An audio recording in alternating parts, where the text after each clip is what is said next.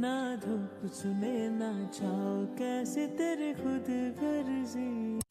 Hi කොහොමද ඔයාලට මේ මගේ ෆස්ට් YouTube වීඩියෝ එක මට හිතුණා වෙසක් එකට වෙසක් කූඩු හදපු විදිහ කොහොමද කියලා ෂෙයා කරගන්න. මම දැන් ඇත්තටම එක වෙසක් කූඩුවක් හදලා ඉවරයි. මේ තියෙන්නේ ඒ වෙසක් කූඩුව. ඒක හදලා ඉවරයි. දැන් මට තව එකක රැලි දාන්න තියෙනවා. තව එකක් එහෙමම අලවන්න තියෙනවා. දැන් අර ඉස්සල්ලා වෙන්නපු එකේ රැලි ටික කපාගමු. මම මේ රැලි ටික කපන ගමන් ඉන්නේ අද 28 වෙනිදා. එහෙනම් රැලි ටික කපාගමු. මම රැලි කප ඉන්නකොට අපේ අම්මා රටකජුවක් ගෙයක් හම්බලා තිබ්බා. මම දැන් අද ඒ ටික කනකමන් ඉන්නේ. ඊට පස්සේ මම රැලි ටික කපාගෙන දැන් අලව ගන්න යන්නේ. මේට අමතරව තව එහෙම් පිටියෙම එක වෙසක් කූඩුවක් තියෙනවා මට හදාගන්න.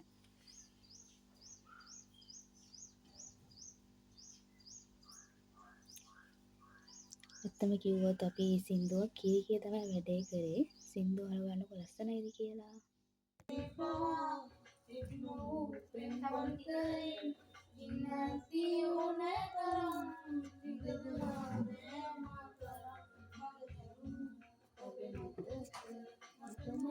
ඔයාලා බය වුණා නම් සමා වෙන්න. අයිතුරු ටික නෑ. ඒකේ වෙන සද්ද තියෙනවා.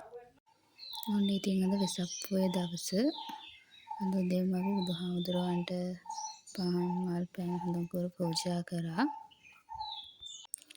අම්මා කිරිබත් හදලා තිබ්බා. බුද්ධ පූජාව තියන්න බලනකොට අපි පහන තියලා ඉවරයි. එහෙනම් අපි බුද්ධ පූජාව තියන්න ගියේ නැහැ.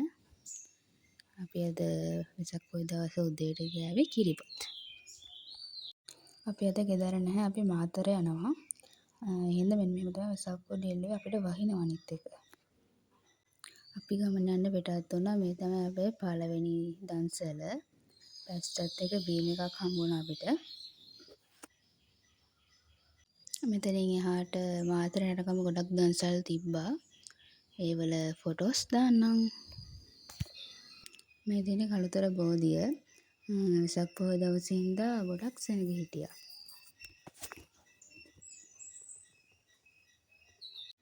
කළුතර බෝධියට පොඩ්ඩක් මෙහාට වෙන්න තමයි මෙන්න මේ තොරණ තිබ්බේ. ඊට පස්සේ අපි දන්සල් වදගෙන ගාලට ආවා. මේ තියෙන්නේ මාතර වල්ගම තිබ්බ තොරණක්. අපි මාතරට යනකොට 7 වගේ වුණා. වල්ගම මේ හරිය ඒ වෙලාවේ ගොඩක් ට්‍රැෆික් එක තිබ්බා. ගොඩක් කල ට්‍රැෆික් එකේ තමයි හිටියේ.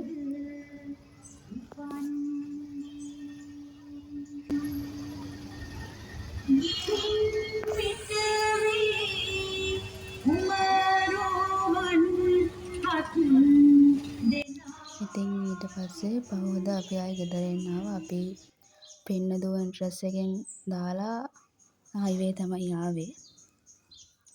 ඔන්න මෙතනින් එහාට අපි වෙදපු හැම දන්සලකම ෆොටෝස් තියෙනවා. බලමු.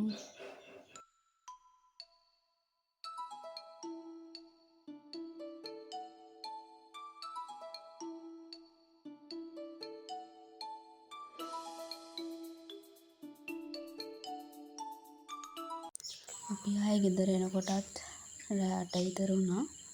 ඉතින් මේ වගේ කාලෙක දන්සලක් දීපු හැමෝටම ඇත්තටම ගොඩක් පින්. අපි තව වීඩියෝ එකකින් හමු වෙමු.